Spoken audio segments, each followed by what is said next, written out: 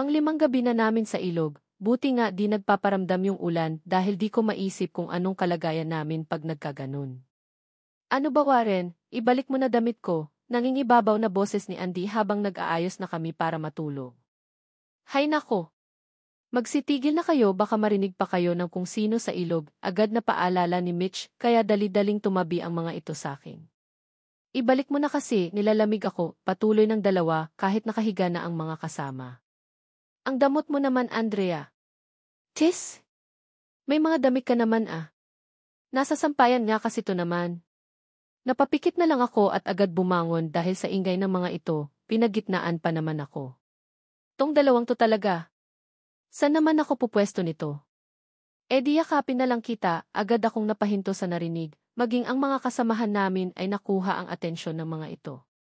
Nilingon ko ang pinanggalingan ng boses, para kaming nadaanan ng kung anong remote at napindot ang pause dahil sa walang ni isang kumibo. Wuo ano daw? Ay iiyan na nga ba sinasabi ko napangiti ako nang marinig ang tukso ng mga kasama. O, sayo na lang. Nahihiyang sabi ni Andit sa kahinayaan ang damit na hawak ni Warren. Napailing na lang ako sa natuklasan. Agad itong tumagilid at tinalikuran ang nakasagotang kasama. Habang nakaupo pa rin si Warren tila nakokonsensya. Pupwesto na rin ako sa kaliwa ni Andy dahil baka kung anong debate na naman ang mangyayari mamaya. Kaya lang mukhang mali yung pwesto na hinigaan ko. Dali-dali akong bumangon ng ilang segundo pa inarinig ko ang mahinang tawa ni Renz na tela aliw na aliw sa natunghayang bituin. Napakunot ang noo ko sa reaksyon nito kaya naisipang maghanap ng ibang pwesto at piniling tabihan si Warren. Oh! Anong nangyari? Kala ko pa naman i-spare yung pwesto. Nakatagilid lang akong humarap sa lalaking nagsasalita. Anong spare? Nakakunot pa rin ang noo ko sa naging tanong nito sa akin. Katabi mo na si Renz, may dalyo ba? Di ako sumagot at tiningnan ko lang siya ng masama. Ano bang nagyari sa mga lalaki ngayon? Songit! Di ko ito pinansin at iniba ang pwesto kaharap si Warren. Buti naman at hindi nakaharap rito. Pero rinig ko pa rin ang mahinang pang-aasar nito kay Andy. Ito na nga binabalik ko na malambing na wika ni Warren. Natutulog na ako, wag kang magulo, sus gusto mo lang yata yakapin kita. Kadiri mo, natawa ako sa pag-uusap ng dalawang to kaya nagpatuloy lang ako sa pakikinig. Ilang sandali pa'y ramdam ko ang malikot na kamay sa balikat. Ano na naman? Bigyan mo sila ng privacy ang tsismosa mo, agad kong nilingon si Drake. Ang epal mo. Wow, marunong ka na niyan ha? Maghanap ka nga ng kausap, andyan si Allen o. Turo ko sa lalaking katabi nito sa kanan. Natutulog na, sagot niya sa akin. Di matulog ka na rin, sabi ko dito at sinimulang takpan ng ilang damit ang liig pati mukha. Sana naman makatulog na ako ng matiwasay sa pwestong to. Ramdam ko ang lamig ng may kung sinong nilalang ang hinawak, hawakan ang kamay ko. Napamulat ang sariling mga mata at medyo malabo pa ito dahil sa agarang paggising. Bumangon ako ng walang gana at tumambad si Andy na nasa paahan ko na. Siguro nasa 4:15 pa ng umaga dahil sa asol nitong kulay sa langit. Nakasindi pa rin ang mga apoy na ginawang ilaw sa gabi. Ano ba Andy? Medyo naiinis kong tanong dito. Kath. Mahinang boses nitong sambit. Ano nga? Mas lumapit ito sa akin saka may ibinulong. Masakit tiyan ko, natatae yata ako, wika nito't saka lumayo ng ilang distansya. Nawala nang mabilisan ang antok saka dali-daling bumangon. Mahimbing pa ring natutulog ang mga kasama. Hinawakan na ako ni Andy at dali-daling kinaladkad sa di kalayuan. Hayes kahit anong pilit ko di na ako makatulog Namomroblema nitong sabi. Paano ba to? Sobrang dilim pat saka nakakatakot kaya. Di naman pwede kung kahit sana lang maglabas ng sama ng sikmura dahil siguradong mangangamoy. Ramdam ko ang nanlalamig nitong mga kamay kaya dali-dali naming kinuha yung isang ilaw sa gawin ni Renz. Kung saan na lang napunta ang direksyon basta malayo sa pwesto namin. Napakahirap naman ito. Hinayaan ko na lamang si Andy nang makakita na kami ng mapaglabasan sa may ilog, malapit sa mga damuhan. Kung nasa bahay pa ako siguro nandiri na ako sa usaping ito, pero pag nasa gantong sitwasyon ka na pala di mo na maiisip yung pandidiri o ano. Kadalasan kasi naglalabas kami ng sama ng loob yung bago magdilim ang langit malayo sa pwesto namin para di gaanong mapapansin. Ilang sandali pa itanaw ko mula sa pwesto ang gumagalaw na ilaw, mukhang dito ang sadya. Agad kong narinig ang mga hakbang ni Andy sa likod, pahiwatig na tapos na ito sa kanyang misyon. May parating wika ko rito. Ha? Sino? Nagsimula na rin kaming humakbang bago pa kami malapitan. Ba't napunta si Drake dito? Rinig kong tanong ng kasama. Ilang sandali pa inakalapit na nga ito sa amin, di gaanong malayo sa pwesto. San kayo galing? Bungad nito sa amin. Ikaw ba? San ka pupunta? Tanong ko sa kanya, bakas pa rito ang bagong kusot na mga mata. Nga. Maaga pa? Sunod na tanong ni Andy at nagpatuloy sa paghakbang kaya napasunod rin ako. Inunahan na namin si Drake dahil mukhang walang balak magsalita. Wala naman, nagtaka lang kung bakit wala na akong katabi, napahinto kamit saka ko ito nilingon dahil sa sinabi. Ano naman ngayon? Sus, ikaw ha? Kanina mo pa nga lang nakatabi tong si Kath, hinahanap mo na. Andy. Paghinto ko sa sinabi ng kaibigan. Sige na nga, babalik na. Wika nito at nanguna nang bumalik sa pwesto. Binalik ko na lang ang ilaw sa gawin ni Renz dahil baka magtaka pa ito paggising. Dahan-dahan kong binaon sa lupa ang hinawakang kahoy at saka pinalibutan ng pambara. Tulungan na kita, bigla ang sulpot ni Drake at di nagpapapigil sa ginagawa. Hinawakan ko ang ibinigay nitong ilaw na kanina niya dala-dala. Erin? Erin! Nabigla kami sa agarang pagising ng lalaking natutulog sa tabi. Natapos na rin naman si Drake kaya kinuha nito ang bagay na hawak ko. And Drake? Sorry, nagising ka pa namin pagpaumanhin ni Drake dito at saka umunang bumalik sa pwesto. Naiwan pa rin ako sa gulat na magsalita si Renz. At dahil sa iilang segundong para akong taang nabigla sa kanyang tanong, ay kung ano-ano na lang ang naisagot ko rito. Sige, balik na ko. Tulog ka ulit, pagmamadali ko at bumalik sa higaan, nais ko mang bumalik dun sa gitna ni Warren at Andy pero wala itong espasyo. Okay ka lang? Agarang tanong ng lalaking nakaupo sa higaan, kaharap ko lamang. Nakatagilid lang akong nakahiga rito tila iniiwasan ang direksyon ni na Andy. Ha? Naman, nakita ko na lang ito na napakibit balikat at itinoon ang tingin sa kawalan. Wala yatang balak matulog. Ilang minuto pa ay di ko na malayan ang mga pangyayari, nagising na lamang ako sa ingay ng mga hakbang sa paligid. Unang bumungad sa akin ang mahimbing na natutulog na si Drake. Maaliwalas na ang langit, tanaw ko ang palapit na Mitch at Jessie. Bumangon ako at nilingon ang mga katabi, tanging si Andy na lang ang nakadapa sa kaliwa, habang sina Allen at Drake naman ang sa kanan. San kaya yung dalawang lalaki? Napatulala pa ako ng ilang segundo bago naisipang tumayo at tahakin ang kaharap na ilog. Binasa ang mukha sa malamig na likido. Rinig ko mula dito ang ingay ng mga kasama.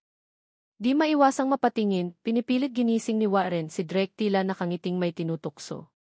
Inis na inis naman ang lalaking nakahiga at napilitang bumangon kusot-kusot ang mga mata. Parang mga bata. Doon ko na lang din napansin na kumpleto na ang mga kasama, san kaya nanggaling tong dalawang lalaki. Bumalik na rin naman ako sa pwesto at tanging si Allen na lang ang natutulog. Himala yata. Uy Erin, tawag ni Warren ang nakitang nakaupo na ako sa pwesto. Bakit? Wala naman, nakangiti nitong sagot parang tanga. Liningon ko ang dalawang taong katabi nito sa kaliwa, mukhang ngayon lang din nagising si Andy habang si Renz ay tahimik lang nakakinig. Bro, okay ka lang? Nilalamig ka yata, dahil sa narinig ay agad kong nilingon ang mga katabi sa kanan. Tumayo si Mitch at binigyan ng distansya ni Jessie para matingnan ang pinsan. Allen, tawag nito at kinapaka pa ang noo pati ang leg. Nilalagnat ka. Medyo natakot kami kaya dali-dali kaming napalapit rito. Okay lang ako, nilalamig lang tiha. Di ka naman ganyan parati, anong nararamdaman mo? Di na nito sinagot ang pinsan at nagpatuloy lang matulog, isa-isa na lang din kaming nagbigay ng ilang damit para may pantakip ito. Para kaming naalarma kaya nawala ang antok sa sistema. He needs a hot water to drink, di kami na maghanap ng makakain, paano makainom ng mainit na tubig? Lagyan pa ng ibang damit, tara na. Ilang sandali ay nahablot na ako ng basta-basta ni Andy. Kami yata yung maghahanap ng makakain, nakasunod lang kami kina Warren at Renz. Yung prutas na pwedeng maluto, sunod pa rin kami ng sunod, tila limitado ang makakain banda rito. Naubos na yata dahil sa pamamalagi namin ng ilang araw. May pomelo dun o tiningnan namin ang tinutukoy ni Andy. Di naman yan naluluto, at least prutas, binigyan ni Warren, si Andy na may mapang-inis na tingin. Kunin mo na kasi malapit lang naman ito na nga o, kukunin na napipilitang sunod ni Warren. Kahit kailan talaga di matatapos ang bangayan ng dalawang to, we need some veggies, wika naman ni Renz na di mapigilang mapa-English. Kumakain ba yun ng talbos ng kamote? Tanong ni Warren habang busy kakasungkit ng pomelo. You mean sweet potato or the leaves? Dahil sa binatawang sinabi ni Renz ay agad kaming napalingon dito.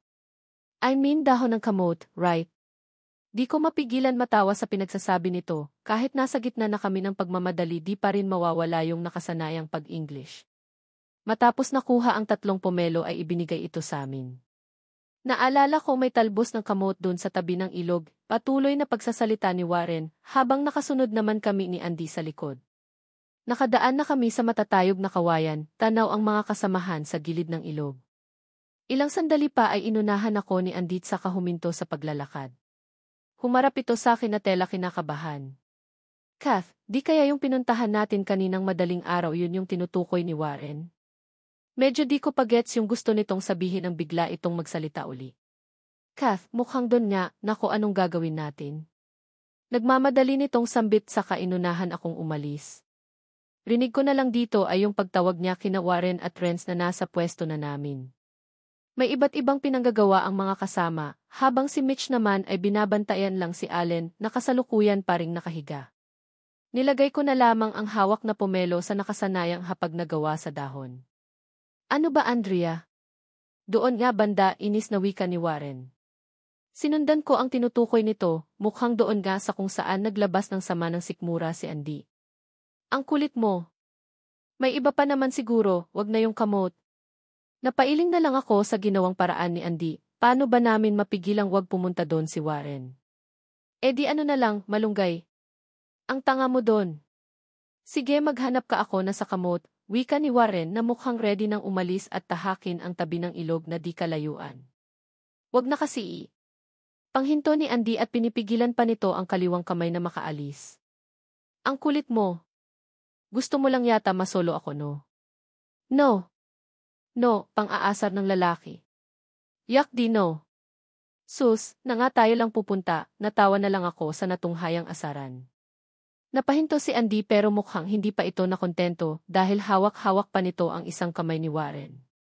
Ako na nga lang kukuha, sulpot ni Drake na mukhang may alam sa pangyayari. Wala akong pagdadalawang isip na sumunod sa nais tahakin nito. Drake, san ka pupunta? Pakunwari kong tanong dito. Ba't ka sumunod? Lingon niya sa akin. Nagpatuloy lang ako sa pagsunod at mukhang mas malapit ito sa inaasahan ni Andy. Dali-dali itong lumapit sa nakalatag na talbos ng kamote at nagsimulang kumuha. Hinanap ko yung gawin na pinuntahan namin ni Andy kaninang madaling araw, medyo may kalayuan ito at nasa tagong parte. Ito pakihawak agad na sambit ng kasama. Hinawakan ko na lang ang ilang talbos ng kamote at napalingon sa gawin ng mga kasama. May ilang tinatanaw kami mula sa tinatayuan. Di na tayo dapat magtagal dito, biglaan kong sabi. Nakakapanghinang tingnan na meron ng nagkakasakit dahil sa sitwasyon namin. Wala rin kaming sapat na mga kagamitan sa mga gantong bagay. Tama na siguro to no? Tanong ni Drake na ngayon ay nakatayo na at mukhang tapos na kumuha ng ilang dahon. Natigilan ako sandali nang makabuo ng desisyon sa isip. Nilingon ko ang kasama. Kakayanin kaya ni Allen kung uwi na tayo bukas? Araw ng Huwebes ilang araw na lang napapalapit na yung graduation. Nakakapanghinayang na di pa rin namin magawang makalaya. Para kaming nabigo na nakapalibot sa nakasanayan naming pwesto. Si Allen na nakahiga pa rin ramdam ang lamig dala ng lagnat. Katabi nito si Mitch na nakasubsob ang baba sa nagkadikit na tuhod. Sa kaliwa naman ay ako at si Andy. Nakaupo sa tamang sukat ng bato sina Drake, Warren at Renz. Hinihintay naming makalapit si Jessie na may dalang kulay berdeng tubig. 2 tumbler at isang mineral bottle ang natatanging nadala namin. Doon ko lang naramdaman ang walang ganang pakiramdam sa lahat. Gusto ko nang umuwi, makaupo sa malambot na sofa, makakain ng kahit ano, makagala kahit saan. Di ko tuloy maisip na hindi ko naranasan lahat ng iyon kung di dahil kina mama. Habang dito, kailangan pa naming maghanap ng kahit anong makikitang prutas. Kung saan-saan naglalabas ng sama ng sikmura. Walang sapat na ilaw sa gabi. Walang malinis na tubig pang inom. Nakakamiss lang. Napabuntong hininga ako at sa kanilingon ang kabuuan. Parang lahat yata kami maisari-sariling mundo maliban kina Mitch at Jessie na patuloy paring inasikaso ang mailagnat. Napatingin ako dun sa tatlong lalaki sa harap, ilang hakbang ang layo namin mula sa nakasanayang higaan. Napatingin ako kay Renz na napasulyap rin ng ilang segundo at umiwas ng tingin. Problema nito. Ngayon ko lang din nakita si Warren na tila may malalim na iniisip. Tumayo ang isang katabi at tinahak ang pwesto kung saan kami napaupo. Mukhang malabo yata kung padalos-dalos tayong uwi na hindi pa magaling si Allen, bigla ang sabi ni Drake na nakatuon ang tingin sa kaibigan. Kung saan-saan ka na naman sumusulpot Drake ha, wika ng katabi kong si Andy na mukhang bumalik ang kakulitan. Lumingon ang tinatanong na lalaki. O bakit? Wala naman, napapansin ko lang itiningnan ko ito ng may mapagtanong na tingin. Nagpatuloy lang ito sa tabi na mukhang walang maisip gawin. Maging ako man ay nawalan din ng ideya kung paano malagpasan ang panibagong araw. Matapos nag-aksaya ng ilang oras sa pakikipagtitigan sa hangin ay naisipan naming kumain. Hinog na saging na pinapaikot-ikot sa nagbabagang apoy na gawa ni Warren. Ito na yata ang pinakatinipid na barbecue na natikman ko, sambit ni Andit sa kanilantakan ang mainit na saging. Pasalamat ka masarap akong magluto, pasalamat ka wala akong panlasa ngayon. Napailing ako agad nang magsimula ng sumagot ang katunggali nito. May magkakagulo naman panigurado. Sorry, grinig kong sambit ng formal na lalaki at ibinalik ang atensyon sa kinain. Agad ko na lang kinapa ang natapakan na paa at nang makitang madumi ito ay iniwan ko sandali ang hawak na pagkain, tinahak ang ilog at naglinis. Binaling ko ang tingin sa mga kasama, nag-abot ang tingin namin ni Renz na katabi ni Warren, umiwas agad ito at muling tumingin sa mga kasama. Anong problema nun? Bumalik din ako sa pwesto pagkatapos at nagpatuloy kumain. Ano bro? Musta pakiramdam mo? Hindi sumagot si Allen at tanging-tango ang sagot nito kahit di namin alam kung anong gustong sabihin. He won't feel any better here, mas okay if uwi na tayo bukas. Makaraan ang ilang oras ay hindi mapakali ang lahat dahil sa kalagayan ni Allen. Nais nitong mahiga malayo sa sinag ng araw. Kanya-kanya kaming hanap kung saan mas komportable ang kasama. Nakakaawang tingnan na kahit sa simpleng paghiga lang ay pinoproblema pa. Dito umalinggaw ang boses ni Warren sa malayuan, nasa kabilang dapit ito kumakaway na tila nasihayan sa pwesto. Mukhang sapat na iyon para maipagpatuloy ni Allen ang pagpapahinga. Natabunan ng pwesto ng malaking puno, madahon ang paligid na mukhang hindi nagagalaw ng kahit sino. Kanya-kanya kaming alalay na makatawid sa ilog, dala-dala ang gamit na kailanganin ni Allen. You can put that here, nabigla ako sa biglang pagsulpot ni Renz mula sa likuran habang yakap-yakap ang mga lantang dahon ng niyog. Tinutukoy nito ang hawak kong mga damit na ginawang pambalot ni Allen. Hindi na, magaan lang naman, okay then, sagot nito at saka umunang maglakad sa akin, palapit sa mga kasama. Tila meron akong napapansin sa lalaking iyon. Nagpatuloy lang ako sa pagsunod sa mga kasama at nilagay ang mga gamit sa tabi ni Allen nung makitang maayos na ito. Ano okay na ba dito? Tanong ni Mitch sa pinsan na bakas pa rin ang panghihina. Tumango lang ito at saka sumandal sa puno na napalibutan namin. Pinagpawisan ka, Mitch, namumutla rin Allen, ano? May masakit ba? Kailangan niya na talaga ng gamot, halo-halo na ang aking narinig habang si Allen ay hindi nagdadalawang isip na mahiga kahit di na nito namamalayan ang pwesto. Nilalamig siya, rinig kong wika ni Jessie saka inilapit ang mga magkahalong damit namin. Napaupo na rin lang ako habang minamasdan ang nilalamig na kasama. Ramdam ko ang lungkot nung wala ni isang umimik. Ilang sandali pa ay narinig namin ang mahinang hikbi ni Mitch na pilit tinatago. Mitch, bigla ang alalay ni Andy at hinimas-himas ang balikat ng kasama.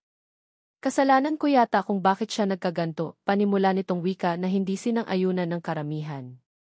Nako hindi no at alam mo yan, walang may gusto nito Mitch, gagaling din si Allen, Kung siguro pinigilan ko siya na wag sumama sa entrance exam, hindi niya mararanasan ang ganito. Dahil sa emosyon ni Mitch ay hindi namin mapigilan ang lumapit sa gawin nito, nakatabi lamang ang natutulog na si Allen. Kahit wala kaming ganang magpatuloy sa gagawin ay pinilit naming maghanap ng makakain. I'll go with you, napahinto si Andy na nangunguna sa amin ni Drake, kapwa rin kaming lumingon sa pinanggalingan ng boses. Tumingin lang si Renz saka inunahan kaming tatlo. Pansin ko rin ang agarang pagkibit balikat ni Andy at nagpatuloy sa paglalakad. Naiwan lang sa pwesto sina Warren, Jesse, Allen at Mitch. Hindi na kami naghanap sa dating gawi dahil mukhang naubos na namin lahat ng prutas dun. Kakao. Boses ni Andy habang dinadampot ni Renz ang kulay maroon na prutas. Ibigay mo ang iba kay Erin, wika ni Drake na nasa likuran ko lamang. Pero tila hindi ito narinig ni Renz. Drake, kindly hold this, ako na, lapit ko sa lalaking maihawak na 2 kakao. Tiningnan niya lang ako ng ilang segundot saka ibinigay ang nasabing prutas. Nagpatuloy lang kami sa paglalakad. May kung ano akong naramdaman na hindi dapat. Tila yata may nagawa akong kasalanan kay Renz na di ko namalayan. Nakakapanibago ang ganong pakikitungo. Aray! Uy, ingat, agad akong napahawak sa kaliwang braso ni Drake nung biglang natapilok ang kaliwang paa. Nahulog ng di sinasadya ang hawak na mga prutas. Anong nangyari? Watch your steps, Erin. Permente pa rin yung posisyon ko kanina dahil di ko alam paano igalaw ang kaliwang paa. Ano? Nasugatan ba? Mahapdi? Mahinang tanong ni Drake habang nakayuko ako at natatabunan ng buhok ang mukha. Saglit lang, Drake, di ko magalaw. Ano ka? Gusto mo hawakan ko? San ba banda dito? Di ko alam kung anong balak ni Andy pero ramdam ko ang kamay nitong ginagalaw ang inangat na paa. Aray! Nako, ihinto mo, isaglit lang to, nadamay pa yata si Drake sa kakapisil ko sa kanya dahil sa ilang hapdi na naramdaman. O tapos na, inayos ko ang nakayukong pwesto at hinawi ang nakaharang na buhok saka ako nagsalita. Dito na lang ako magantay, sasandal lang ako saglit, wika ko sa kanila at pinilit si Drake na sumunod sa nais kong gawin. Para akong tangang tumatalon, talon gamit ang isang paa at huminto sa di malaman-laman na puno. Dito na lang isabi ko sa lalaking napipilitang sumang-ayon sa gagawin. We have to go then, sure ka, Kath? Ikaw lang mag-isa. Ha? Kahit bakas ang takot ay di ko ito pinapahalata. Ang lugar ay di masyadong napupuntahan ng tao, magkahalo ang puno, maging ang sanga at halaman ay kailangan pang alisin sa pagkakabuhol-buhol. Okay lang, bilisan nyo na lang, medyo nakakatakot rin dito, paliwanag ko habang liningon-lingon ang paligid. Samahan na lang kita, natakot rin ako, Kath. Di pwedeng tayo lang, you can't stay here, Drake. Marami pa tayong dadalhin, paano si Erin? Tanaw ko ang tatlong kasama mula sa pagkakaupo na busy kakaisip sa gagawin. Mukhang nakaperwesyo patuloy ako. Hindi na, susubukan ko na lang maglakad, better than, rinig kong sabi ni Renz saka umunang maglakad habang naiwan pa akong nakaupo. Nagdadalawang isip pa si Andy kung susunod siya dun sa umunang lalaki o samahan pa akong tumayo. Tara na, Kath, ayan ito sakin habang yakap-yakap ang dalang kakao kanina. Sundan mo na dun si Renz, baka maiwan pa tayo, suhestyon ni Drake. Tinulungan lang ako nitong makatayo habang nakagapos ang isang braso sa kaliwa. Para akong bata na pinipilit tumalon habang ginagabayan ng kuya. Nagpatuloy lang kami sa pagtalon paglakad. May iba sa Renz na yon, napapansin mo rin ba?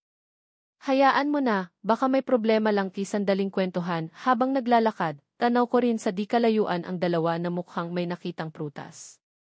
Sabihan mo lang ako kung nahihirapan ka, okay lang no? Paalang to, pangumbins ko rito.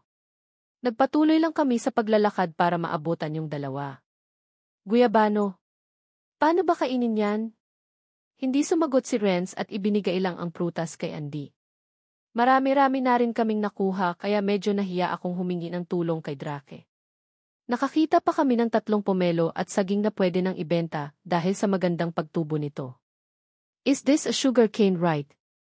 Nagkibit balikat lang si Andy na tinatanong ng katabi. Di ko alam, paano ba kainin to, Drake? Baka maliit na kawayan lang yan, depensa ko naman dito. Let's just tea easy. Hold this, Andy, sumang-ayon lang ang kaibigan sa naging desisyon ni Renz. Kaya ko naman, Drake, mauna na kayo, kahit salungat ang sagot ay ginawa ko pa rin. Nakaramdam ako ng hiya nung makitang may kanya-kanyang dala sina Renz, Andy at Drake habang ako ay 2 prutas lang ng kakao. Paano tong isang guyabano? Tanong ni Andy nang makitang naiwan ito sa gilid. Just leave that here, unless someone's hands are free, napalunok ako nang marinig ang sagot ni Renz. Nagdadalawang isip pa akong magsalita pero di ko mapigilan. Ako na okay, let's go, walang ganang sagot ng lalaki at saka tumalikod. Hindi pa man ako nakagalaw ay umuna nang umalis si Renz. Liningon ako ni Drake at Andy, mukhang ramdam din nila ang tensyon sa binitawang salita ni Renz. Kath! Ako na lang magdala niyan, nako wag na, ako na, matapos kumapit sa ilang sanga sa gilid ay yumuko ako at kinuha ang nasabing prutas. Inunahan ko silang maglakad kahit isang paa lang ang may lakas. Hain ko alam pero hindi ko gusto ang nararamdaman ko ngayon. Ni minsan di ko naranasan ang gantong trato. Kahit malayo ako kila Papa, parating may nag-aalala sa akin. Sa simpleng sugat, lagnat o anong sakit parang pinoproblema ng lahat ng mga kasama ko sa bahay. Nagpatuloy lang ako sa paghakbang ng ilang sandali pa ay inunahan ako ni Drake. Bakit? Tanong ko dito na nangingibabaw ang seryosong tindig. Hindi ito nagsalita at agad ring tumalikod. Parang tanga. Masaya to, wag ka lang masyadong magpabigat, nagulat ako sa suhestyon ng lalaking nasa harap. Ayoko nga. Sige na Kath, baka kung ano pang masabi ni Renz kung matagalan tayo, pakikiusap ni Andy sakin habang napalibutan ang paa nito ng mga prutas na kaninang dala ni Drake. Paano tong dala ko? Basta tanaw ko sa malayuan ang maliit na presensya ni Renz tila naghihintay. Agad-agad rin akong sumunod kahit medyo nahihiya ako sa gagawin. Nagsimula na kaming umalis habang pilit kong dinadala ang 2 kakao na inipwesto ko sa liig ni Drake. Si Andy na ang nagdala ng isang prutas kahit marami na itong bitbit.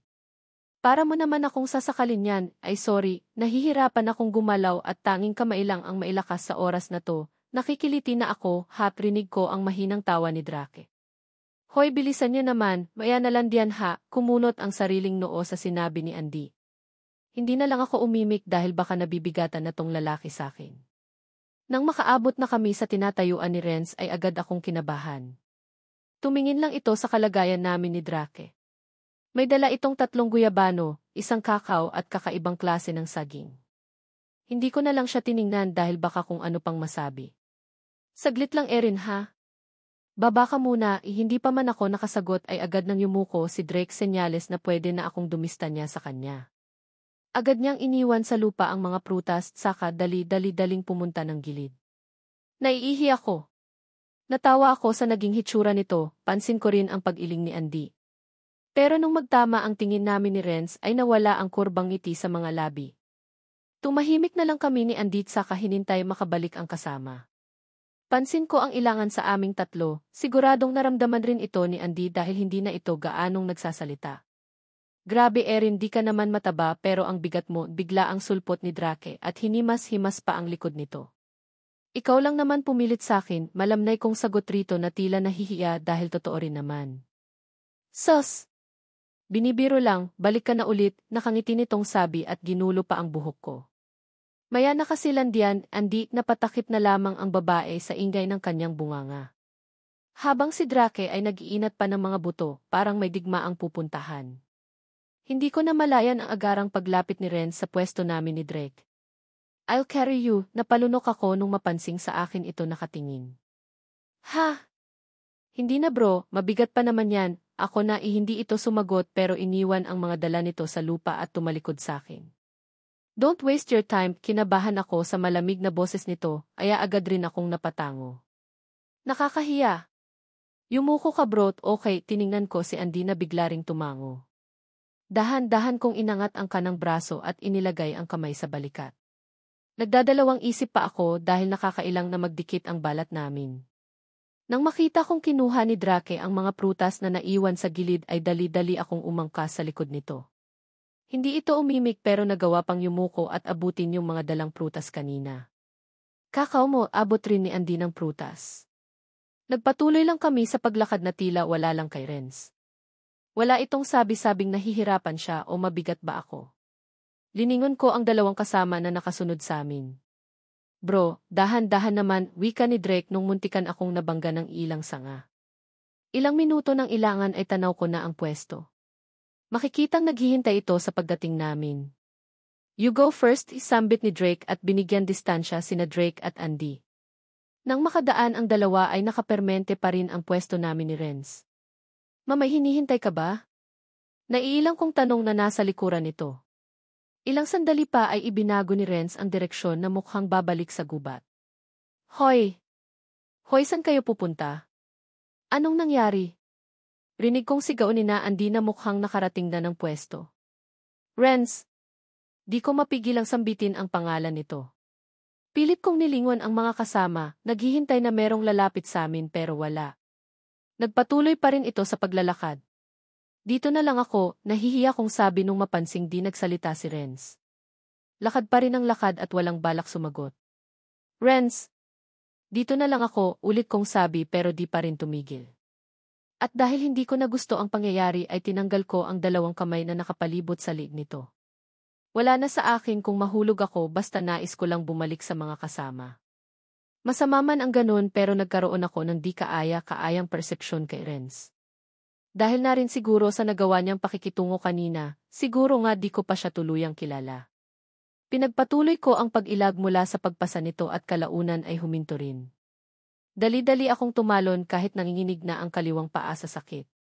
Nang makababa ay agad ko siyang tiningnan. Wala kang makitang reaksyon dito, gaya ng gawain niya dati. Dali-dali kong dinampot ang mga nahulog na kakao. Naaawa na ako sa mga prutas nato dahil nadamay pa sa mga pangyayari ngayong araw. Wala akong sabi-sabi na tumalikod at di nagdadalawang isip maglakad pabalik sa mga kasama. Bakas ang sakit sa isang paa, pero pinagpatuloy ang paglalakad. Erin, rinig kong tawag ni Drake sa malapitan.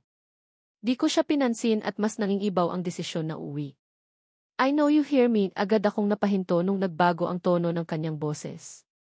Di ko alam kung bakit ako huminto pero hinintay ko siyang magpatuloy sa pagsasalita. Rinig ko ang palapit na hakbang. Ilang segundo ay tumambad sa harap ang matangkad na si Drake. Hindi ko siya nagawang tingnan sa mata at diretso lang ang tingin sa harap. Nakalimutan kong maghanap ng dahon or something to put on your ankle. Agad akong napatingin, ibang-iba ito sa Renz na kasama ko kanina. You just have to be careful next time, di ako sumagot dahil gulat pa rin ako sa biglaang pagbago ng kanyang pakikitungo. Okay lang, nahihiya kong sagot sa katumango. Di ko alam ang gagawin, kung hihintay ko pa ba siyang yayain akong mag-piggyback ride o mauna nang umalis. Nagkasundo ang kahihiyan sa mga oras na to, kaya inunahan ko siyang maglakad pabalik. Di na ako nag-aya at sinusubukang ituwid ang kaliwang paa. Erin, ilang sandali pa ay bigla kong naramdaman ang malamig na kamay ni Renz na nakahawak sa kanang pulsuhan. Dali-dali akong lumingon dahil nakakapanibago. Nagtama ang mga mata namin na hindi sadya at agad niya ring binitawan. Just wait for a minute, may kukunin lang ako, wika nito habang may itinuturo sa likod. Tumango lang ako bilang sagot. Agad ko siyang sinundan ng tingin na may kung anong kinuhang halaman. Nagtagal pa ito ng ilang segundo, agad rin bumalik dala-dala ang magkaibang kulay ng dahon. Para saan yan? For ankle sprain, agad akong tumango kahit di pamilyar sa akin ang dala-dalang halaman. Erin? Renz? Erin? Hindi pa man kami nakaalis ay tanaw namin sa malayuan ang kasing liit ng botel na si Drake. Tumatakbo ito palapit sa amin kaya medyo nabuhayan ako. Drake! Masigla kong bungad sa kanya, buti naman may kasabayan na agad kami. Nakakailang kasi kasama tong si Renz. Ba't kayo bumalik? Tanong nito sa amin na sa isang lalaki lang nakatingin. We forgot something. Nothing else, is sagot ni Renz. What about you? Why are you here? Pahabol na tanong nito. Tiningnan ko si Drake at hinintay ang sagot. Mukhang wala itong maisip idahilan kaya nagsimula na akong humakbang para makaalis. I forgot something too. You want me to carry you, Erin? Agad na tanong ni Renz kaya medyo nahiya ako. Tiningnan ko siya na di ko mawari ang reaksyon. Ano bang isasagot ko rito? Baka nabigatan ka na, pre, ha? Pwede ring ako na lang tiwika ni Drake na mas nagpagulo sa akin. Mukhang may punto rin ang sinabi nitong isa, saka naiilang ako pagpasan-pasan ako ng taong mukhang may galit sa akin. Si Drake na lang, Renz, gumiti ako ng pilit, tumango na lang din ito bilang pagsang-ayon. Okay, sagot niya at tumalikod. Agad na lumapit si Drake na nakangisi, kaya pinagtaasan ko ito ng kilay dahil wala namang nakakatawa. Sungit napipilitan lang. Tanong nito sa akin. Anong ginawa ko? Depensa ko naman. Nabaling ang tingin ko sa harap nung makitang nahihirapang magbitbit ng dadalhin si Renz. Renz? Tawag ko rito na siya namang ikinalingon. Ako na lang magdala ng halaman, hindi to sumagot pero mukhang ibibigay sa akin ang magkahalong kulay ng dahon. Tiningnan ko si Drake saka pinilit tumalikod dahil nakaharap pa ito sa akin. Here, abot niya sa akin saka umunang umalis. Nang mapansing naghihintay na si Drake ay agad rin akong bumalik sa pwesto at nagsimula ng maglakad pabalik. Di na namin lubos na nakausap yung isa dahil parang wala itong ganang sumabay sa amin, umuna na nga. Galit kaya sa akin si Renz? Bigla kong sambit sa hangin habang pasan-pasan ni Drake. Nagsama naman kayo kanina, ba't di mo pa tinanong? Sagot naman nitong isa. Tanaw ko na dito ang liwanag ng ilog, pahiwatig na malapit na kami sa pwesto. Gusto kaya nun na bigla ako sa naging sagot ni Drake. Sino? Ulit kong tanong kahit alam ko naman kung sino yung tinutukoy. Patuloy lang kami sa paglalakad, sino pa ba? Di si Renz, natawa ako ng mapait nung seryoso nga ito sa kanyang sagot. Grabe ka mag-joke ha? Si Renz talaga? Kulang na nga lang ipagtabuyan ako kanina, di ito sumagot dahil abot na kami sa nagtatayugang mga kawayan. Manhid ka lang siguro, Lu? Buti sana kung ikaw maniniwala pa ako, biro ko rito na siya namang ikahinto. Hoy! Ang tagal niyo namang nakabalik, umalingaw-ngaw ang boses ni Andy mula sa pwesto. Tara na Drake. Biglaan kong sabi nung wala itong balak kumalaw. Inunahan pa kayo nitong si Renz, iliningon ko ang kabuang pwesto. Inihanda na nila Jessie at Warren ang mga prutas. Ibaba mo na ako at ito na nga o yuyuko na. Basta di kita crush ha, dali-dali akong tumalon mula sa likod ni Drake, ramdam pa rin ang ilang sakit sa paa. Lumingon ako sa harap na siya namang lingon nitong si Drake. Kumunot agad ang sarili kong noo nung mukhang meron pa itong sasabihin. Anong tingin yan? Ang assuming mo pala, natatawa nitong sabit saka naglakad at lumapit sa gawin nila Jessie. Anak ng... Hoy! Biro ko lang yun. Di na ako nito pinansin pero patuloy pa rin ang pagngisi. Nakakahiya tuloy. Hindi namin namalayan na hapon na pala nung matapos kaming kumain. Maraming nangyari sa araw na to pero sinusubukan pa rin naming labanan kahit hinang-hina na kami. Hindi tayo naligo today, wika ni Andy habang tinapon namin yung mga pinagkainan namin kanina. Sobrang bantot na nga natin, buti na sanay na tayo sa amoy, muli kong tinapon yung huling balat ng pomelo. Lumapit rin si Andy para makahawak ako sa braso nito at simulang maglakad pabalik. Mukhang alam ko na kung bakit wala sa mood si Renz Vitze. Sige nga. Sagot ko rito ramdam ang ilang mumunting sakit sa paa. 100 lang ang layo mula sa pwesto. Hindi rin ito gaanong maluwag kaya nahihirapan kami ni Andy. Nagsiselos na pahinto ako sa narinig. Grabe ka, si Renz? Umuna si Andy habang nakahawak pa rin ako sa braso nito na nasa likuran. Nga! Ba't naman yun magsiselos?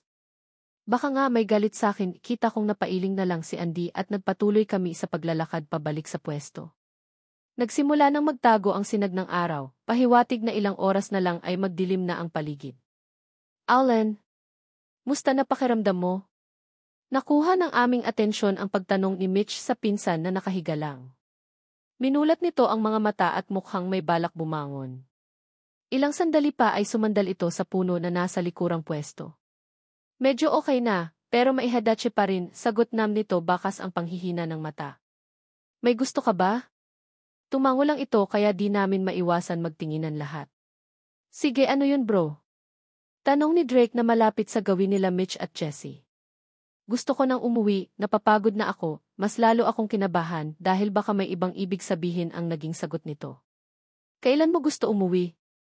Makakaya mo ba bro? Nagsabay magsalita si Warren at Andy. Tumango lang si Allen at mukhang hindi pa nga lubusang magaling dahil namumutla pa rin. Matapos ang ilang oras ay bumalik kami sa dating pwesto. Mas sanay kaming matulog sa gilid ng ilog kesa dun sa kaninang pinahingaan namin. Dito rin mas komportableng gumawa ng ilaw sa gabi dahil naibabaon lang sa lupa. Baka dun may kung anong gagapang na di namin mababantayan. So saan ka tatabi niyan?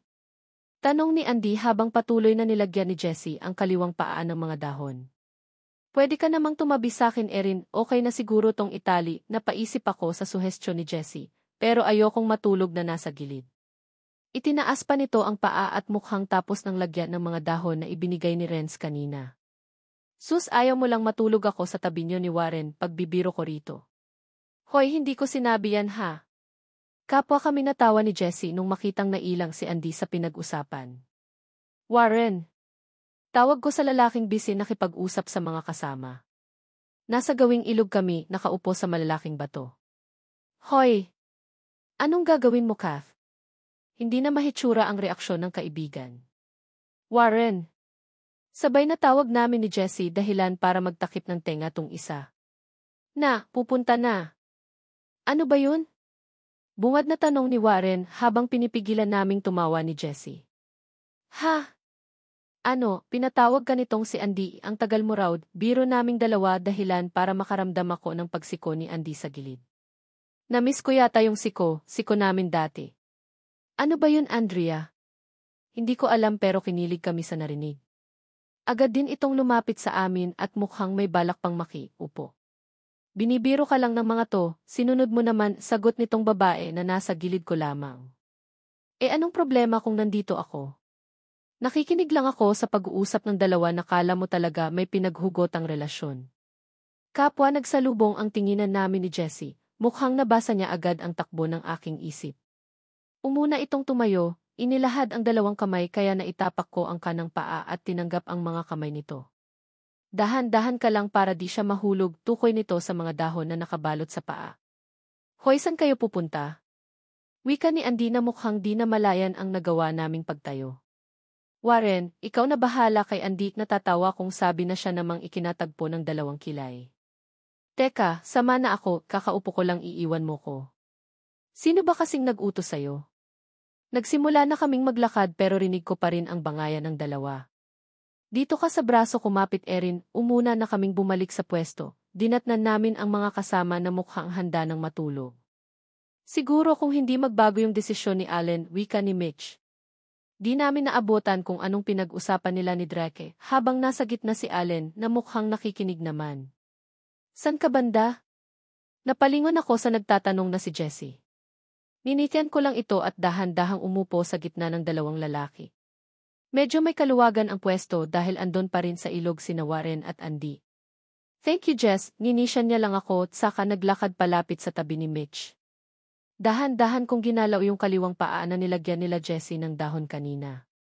Nung makitang di ko pa maabot yung bag na ginawa kong unan ay pinilit kong umusog sa likod. Are you fine? Lumingon ako sa kaliwa kung saan nanggaling ang boses. Yes. Thank you nga pala dito, ngiti kong sagot kay Renz habang itinaas ko ng bahagya ang isang paa. It's fine, sagot nito at saka tumango, di man lang akong inisyan. Ilang segundo at mukhang tapos na nga ang naging usapan namin ni Renz. Minabuti kong humiga na lamang, di inisip kung saan matutulog yung dalawang nag-date. Tulog ka na. Mula sa ganda ng bituin ay may kung anong sinong panira ang bumungad sa magandang atraksyon. Si Drake. Di ako sumagot at mas piniling pumikit. Ang daya, nagtatanong pa ako, wag na, baka isipin mo na naman assuming ako, sagot ko rito, nakapermente pa ring nakapikit ang mga mata. At talaga? Tumango lang ako bilang sagot. Paano kung totoo? Tela yata humaba ng ilang segundo ang naging sagot nitong si Drake, kaya dali-dali akong dumilat. Ganun pa rin ang hitsura nito, parang may kung anong hinanap sa bowl, sa sobrang lalim. Hoy! Hoy! Ano yan? Catherine! Drake! Napabangon ako nang wala sa oras nang marinig ang boses ni Andy. Agay! Doon ko lang naisip ang naging hitsura namin ni Drake. Tila nasa ending ng Disney na kulang na lang hahalikan ng prinsipe. Matapos kong maigalaw ang buong katawan ay nakaramdam ako ng sakit sa paa. Ano ba yan, Kath? Mag-ingat ka nga. Doon ko lang ulit na alalang ginagamot pa pala ang mga ito. Na nga.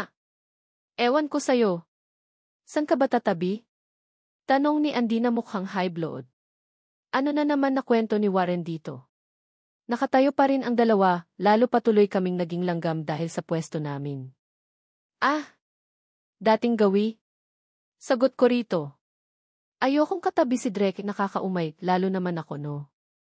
Sagot nitong si Drake kay Warren. Napatingin ako sa lalaking sumagot na dali-dali ring umiwas. I'll sleep beside you perfect. Nagulat ako nang mapansing nasa tabi ko na si Renz. Erin. Baka may balak kang magpatulog, wika ni Warren. Nang makuha ang sinabi nito ay dahan-dahan akong lumapit sa gawi ni Drake para mabigyan ko ng espasyo yung dalawa. Ba't di ka dun sa gilid? Tanong ko sa lalaking masungit. For a change, Ivedet ikumunot ang sariling noo nang marinig na pinipigilan ni Drake ang pagtawa. Seryoso ka dito? Agad ko ring tanong, binaliwala ang reaksyon ng lalaki sa kabila. Of course, sagot niya sa akin habang nakatuon ang atensyon sa langit. Napasunod rin ako dahil mukhang nag-enjoy ang katabi sa nakita. Ang kulit mo. Nangibabaw ang boses ni Andy kaya agad kaming napalingon. Andy, late na. Wika ni Mitch sa kabila. Napailing na lang ako nung tumayo yung babae at saka nag-peace sign sa amin. Parang tanga. Ayan, wag ka kasing manggulo, anong ako? Ikaw lang di sumasagot dyan, sabing matutulog na. Aga pa. Kahit bulong na lamang ang mga ito ay rinig ko pa rin ang bangayan ni na Andy at Warren. Kaibigan mo ba talaga yun? Natatawang tanong ng lalaki sa kanan kaya pinanliitan ko ito ng mata. Sangit. Di ko na lamang ito pinansin. Nagpatuloy lang ako sa pagtingin sa mga bituin. Mukhang tapos na yata ang bangayan ng dalawa kaya medyo tahimik na. Di ko mabilang ang mumunting liwanag sa langit. Naalala ko tuloy yung bintana sa bahay. Ginagawa ko lamang ang ganito kung may dinaramdam ako lalo na kina mama at papa. Musta na kaya sila? Nag-alala rin kaya sila sa akin? Hinahanap rin kaya nila ako? Tila bumalik yung mga alaala nung bata pa ako. May mumunting pait ang naramdaman ko ngayon pero gaya rin ang dati. Alam kong marami pang pagkakataon na darating, gaya ng bituin babalik rin ito pagkatapos ng umaga. Napabuntong hininga ako ng kaunti. Ilang araw na lang makakauwi na kami, magiging okay na rin ang lahat. Ilang sandali pa'y naramdaman ko na lamang na may humawi ng mumunting buhok sa mukha. Liningon ko kung saan nanggaling yun. Sorry. Are you fine? Bungad na tanong ni Renz. Nagtagal pa ako ng ilang segundo, tila naninibago sa naging pakikitungo ng lalaki. Hindi ko alam kung paano ako nakatulog ng mahimbing, siguro dahil na rin sa natamo kong pilay sa paa. Maganda ang bungad ng umaga, kulay asul pa rin ang langit. Pero di ko maalala kung anong petsa na ba. Araw yata ng Biyernes. Nakahiga pa rin ako habang mulat na nakatitig sa ganda ng langit. Rinig ko ang agos ng tubig sa ilog, ang huni ng ibon at maging ang paggalaw ng mga puno. Nakakatuwang kaya kong sabihin ang pagkaiba ng mga ito, hindi gaya dati na sa kung saang teleserye ko lang nakikita. Bahagya kong itinaas ang kaliwang paa nang maramdam ang bigat nito. Mukhang natanggal na ang iilang dahon na nakabalot dito. Gising ka na pala, agad nakuha ng atensyon ang narinig na boses, walang pagdadalawang isip na bumangon. Allen! Gulat kong bati dito. Nakangiti lamang ito mula sa pagkakahiga ng ilang sandali pa ay mukhang may balak bumangon. Sandali! Dahan-dahan ka lang, wika ko rito. Agay! Nakalimutan ko yatang may pilay ako sa paa nung makitang nahihirapang bumangon si Allen. Anong nangyari, Erin? Ha? Anong nangyari? What's wrong? Bakit? Napano? Hinimas-himas ko na lang ang kaliwang paa habang tinakpan ang bunganga ng isang kamay. Nagising ko patuloy yung mga katabi.